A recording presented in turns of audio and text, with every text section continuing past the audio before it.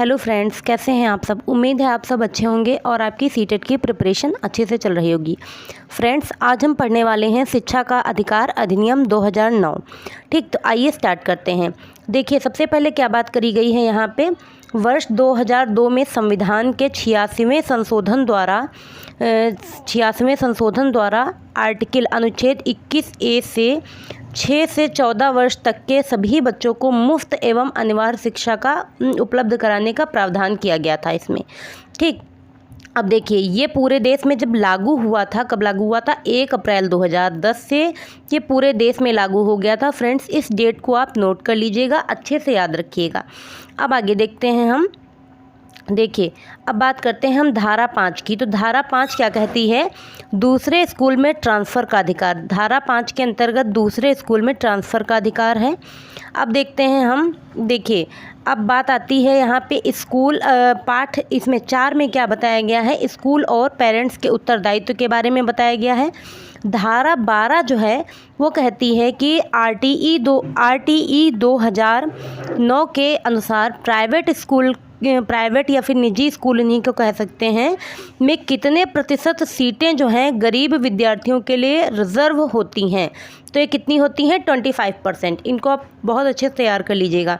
अब फिर बात करी गई है, ऐसे बच्चों के सफल समावेशन के लिए एक टीचर को साम्यता मीन्स इक्विटी पर आधारित पेडागोजी यूज करनी चाहिए। मीन्स साम्यता पर बात करनी चाहिए। अब देखिए, धारा नंबर 13 क्या कहती है, no capitation fees and screening procedure for admission. प्रति व्यक्ति फीस लेने का पर शुल्क का जुर्माना पेनल्टी देना होगा। ठीक, अब धारा नंबर हम 14 के बारे में बात कर लेते हैं। किसी बालक के पास एज प्रूफ ना होने की स्थिति में भी विद्यालय में प्रवेश लेने से इनकार नहीं किया जा सकता। मीन्स अगर बच्चे के पास उसका बर्थ सर्टिफिकेट नहीं है तो भी विद्यालय इस बात से इनकार नहीं कर सकता कि वह उसका एडमिशन नहीं लेगा। ठीक, तो धारा नंबर 14 ये कहती है। अब देखिए, धारा नंबर 15 में क्या कह रहा है, no denial of admission. Admission के लिए किसी भी प्रकार से कोई भी विद्यालय इनकार नहीं कर सकता। बच्चों को हर हाल में एडमिशन दिया जाएगा, चाहे वह शैक्षणिक वर्ष एकेडमिक ईयर के आरंभ में हो या बीच में।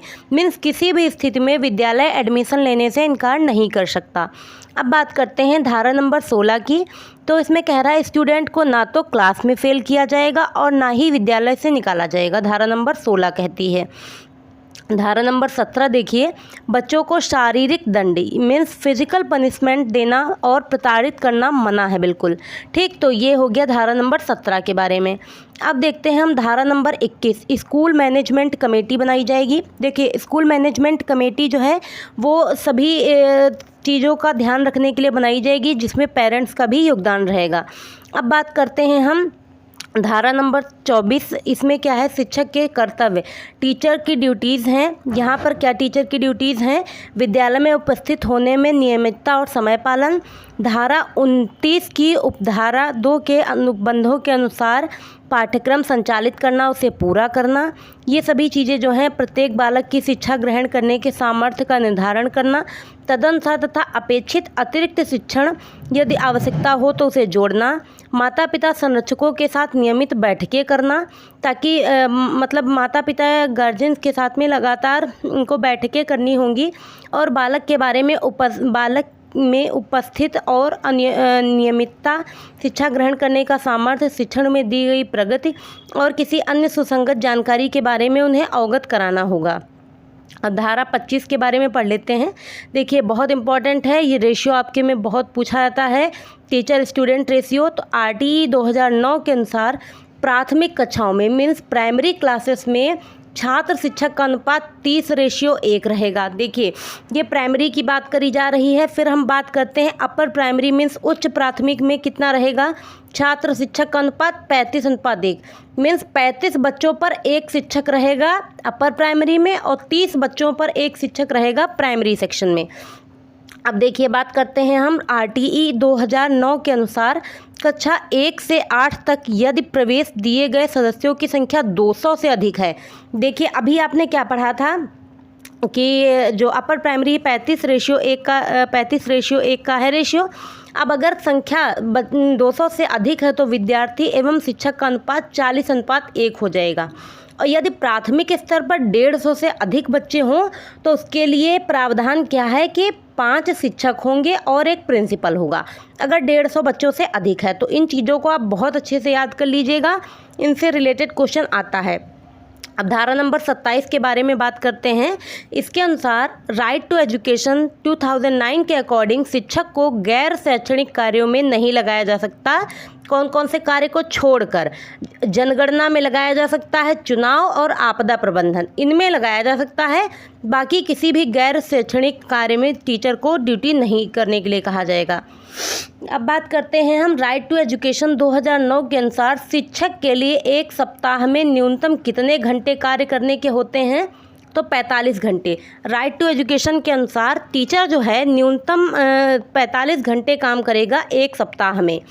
राइट टू एजुकेशन 2009 के अकॉर्डिंग प्राथमिक स्तर पर न्यूनतम शैक्षणिक घंटे जो हैं एकेडमिक आवर्स व कार्य दिवस कितना होता है? तो देखिए प्राथमिक स्तर पर जो शैक्षणिक घंटे होंगे वो 800 घंटे या फिर 200 दिन, इतना कार्य दिवस होता है। ठीक, अब बात करते हैं हम अपर प्राइमरी की। तो अपर प्राइमरी में कितना हो जाता है? शैक्षणिक घंटे हो जाएंगे 1000 और 220 दिन। ठीक, ये हो गया जाके अपर प्राइमरी की बात। अब राइट टू एजुकेशन 2009 के अनुसार 8th क्लास तक के बच्चों को उनकी मातृभाषा में मीन्स मदर टंग में ही शिक्षा देनी चाहिए।